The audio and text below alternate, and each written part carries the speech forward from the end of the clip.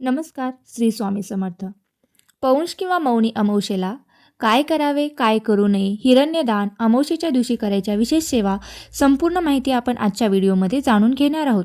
बघा, पौंष किंवा मौनी अमावस्या कधी सुरू होत आहे तर दिनांक 17 जानेवारी 2026 वार शनिवार, वेळ रात्री 12:04 ही अमावस्या चालू होत आहे व अमावस्या समाप्ती ही 18 जानेवारी 2026 वार रविवार, वेळ रात्री किंवा उत्तर रात्री 1:22 ही अमावस्या संपणार आहे.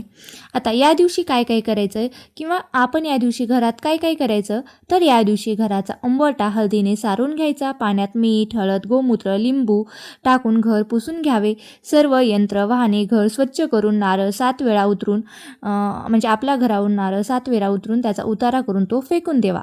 अशा प्रकारे आपल्याला या दिवशी करायचं आहे. बघा, आता अमावस्येच्या दिवशी करायच्या विशेष सेवा.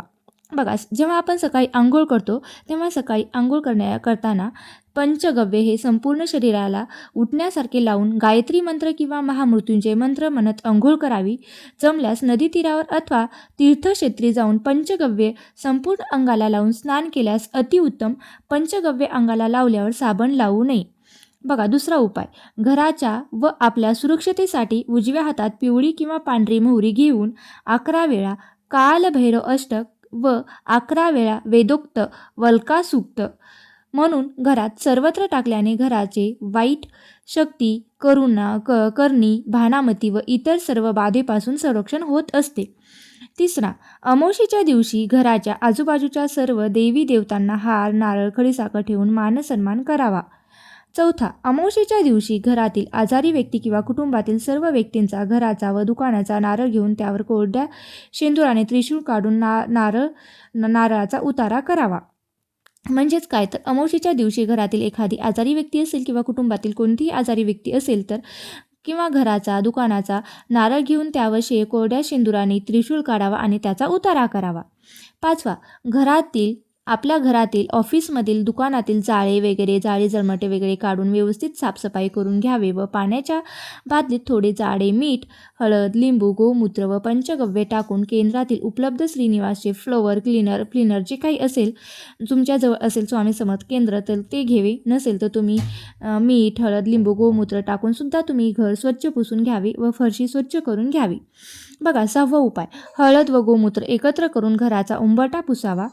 7वा, आपले वाहन स्वच्छ धुवून त्यावरून नारळ उतारा करावा आणि 7 वेळा श्री स्वामी समर्थ हा मंत्र म्हणून हा उतारा करावा. उतारा करताना वाहन हे जागेवरच चालू ठेवावे व नारळ जमिनीवर फोडून हातपाय धुवून श्री स्वामी समर्थ महाराजांना मुजरा करावा. तसेच पांढऱ्या मोहरीवर वल्कासूत 11 वेळा करून त्या पिवळ्या कपड्यांच्या पिशवीत ठेवून पिवळ्या धाग्याने शिवून गाडीच्या इंजनाच्या आत तारेने अडकून ठेवावे व वाहनास केशरी धागा बांधावा.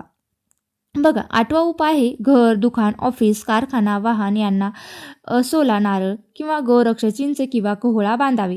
अमावस्येला असोला नारळ, कोहळे किंवा गोरक्ष चिंच आणून त्यावर तुम्ही श्री स्वामी समर्थ 1 माळ जप करावा. श्री दत्त महाराजांचा बीज मंत्र 1 माळ करावा.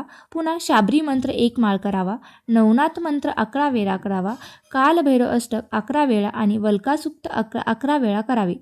गोरक्ष चिंच, आसोला नारळ किंवा कोहळे लाल कपड्यात संरक्षण उडीसहित बांधावे. जर अगोदरचे बांधले असेल तर ते वाहत्या पाण्यात किंवा कचराकुंडीत सोडावे किंवा त्याला विसर्जित करावे. आसोला नारळ किंवा कोहळा टांगल्यानंतर कधी कधी खराब होतो किंवा त्यातून पाणी गळते तेव्हा ते काढून कचऱ्यात टाकून द्यावे व त्यापुढील शनिवारी पुन्हा नवीन कोहळा, आसोला नारळ आणून लावावे व नेहमी सूर्यास्त झाल्यानंतरच हा उपाय करावा. आता तिसरा आहे की हिरण्यदान. हिरण्यदान म्हणजे काय की ज्याचे वडील नाहीत त्यांनीच हे हिरण्यदान करायचे असते. बघा, मी यात तुम्हाला सांगेल की हिरण्यदान कोणी करायचं तर हिरण्यदान हे ज्याचे वडील नाहीत किंवा ज्याचे वडील वारलेले आहेत त्यांनीच हे हिरण्यदान करायचे आहेत. म्हणजे बघा, अमावस्येच्या दिवशी 12 ते 12:30च्या दरम्यान जे आपण पुरुष जोडवे घालतात ते जोड सव्वा पावशेर पेढे, 11 रुपये दक्षिणा, तुमच्या 11, 21, 51 जशी तुमची यथाशक्ती असेल तुम्ही तो दक्षिणा या 3 वस्तू ब्राह्मणास दान देणे यालाच आपण काय म्हणतो तर हिरण्यदान म्हणतो. पण जेव्हा प्रसाद म्हणून जो ब्राह्मण पेढा परत देतो तो मात्र पेढा आपण खायचा नाही किंवा घ्यायचा नाही, त्यांना नको असे म्हणून सांगायचं. आता घरात शांतता राहण्यासाठी काय करावे? एक नारळ पूर्ण सोलून देवाजवळ ठेवावे. शेंडी ही देवाकडे करावी व रोज सकाळ संध्याकाळ त्यावर एक नंतर एक असे 7 कापूर जाळावे. कापूर जळत असताना श्री स्वामी समर्थ मंत्र किंवा गायत्री मंत्र जप करावा. दर पौर्णिमेला व अमावस्येला नारळ बदलून घ्यावा. जुन्या नारळाचा प्रसाद घरात खावा. जर नारळ खराब झाले असेल तर त्याचं विसर्जन करावं. आणि महत्त्वाचं आणि शेवटचं आहे जो शक्यतो अमावस्येच्या दिवशी परान्न घेऊ नये. श्री स्वामी समर्थ. जय जय स्वामी समर्थ. तुम्हाला सांगितलेली माहिती कशी वाटली नक्की मला कमेंट करून सांगा आणि व्हिडिओ आवडला असेल तर नक्की लाईक, शेअर आणि सबस्क्राईब करायला विसरू नका. श्री स्वामी समर्थ. जय जय स्वामी समर्थ.